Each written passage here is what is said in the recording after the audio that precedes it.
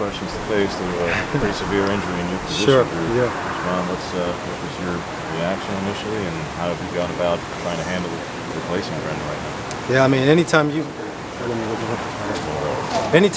lose a guy like Brendan Schooler, man, I mean, because he's obviously a huge portion or piece of our team, man. I mean, he's a leader in my group.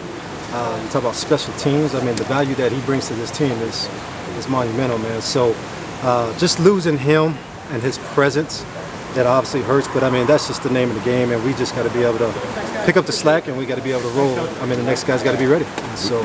We'd seen Johnny out there both in the spring and now working at the Z. Delgado was behind Schooler on paper, at least at the end of spring.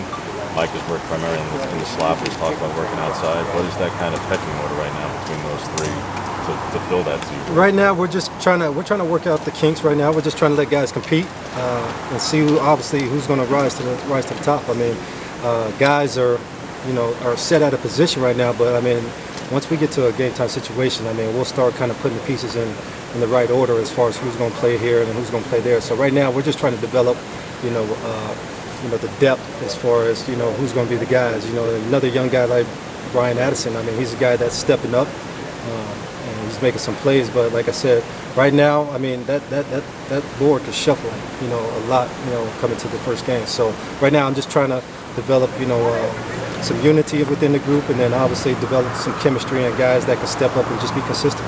You mentioned Addison. Did you foresee a personnel pairing where you could go real big? You could go Addison, Jovon, and maybe Cam McCormick once he gets back. Sure. You could go real. Did you foresee that, and where does Jovon kind of fit? Because if Addison's at the X, is Jovon playing the slot? Oh, absolutely. I mean, the things that go on in our little war room as far as the packages and the planning, who we're going to put in, speed, length. I mean, we do all that. So we're excited about that. I mean, as far as, we can have a length package, like you said, we can have a speed package, man. So, or we can have our little jackrabbits out there. So that part is fun. That's going to come into play. But right now, like I said, just, develop the continuity and the chemistry and, the guys just being consistent. That's the main thing we're trying to develop right now.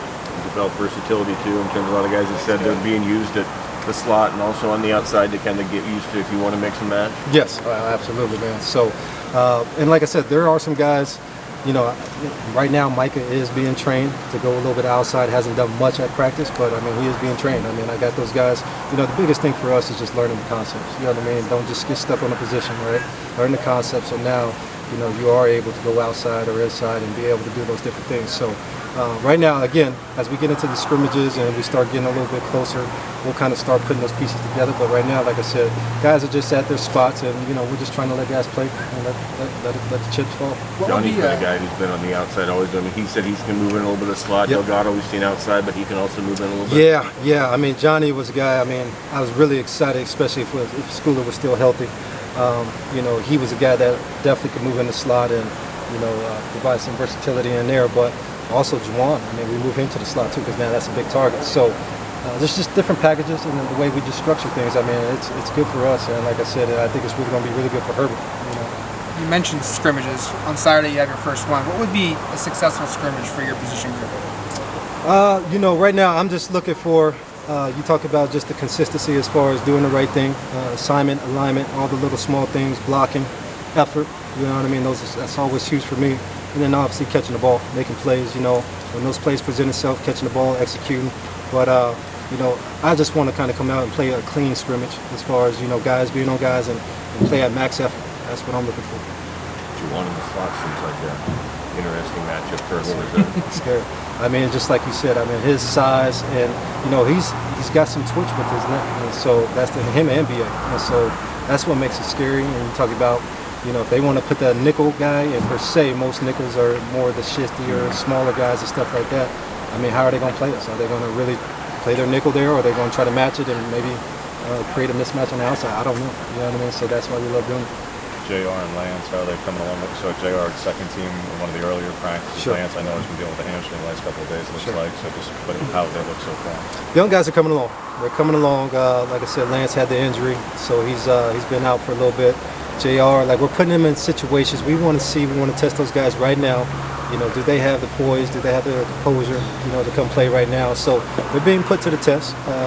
And so, like I said, they're coming along. They're like I said, they're progressing, and like I said, we'll see once we get into those live situations. But they are progressing. I want to ask you about recruiting.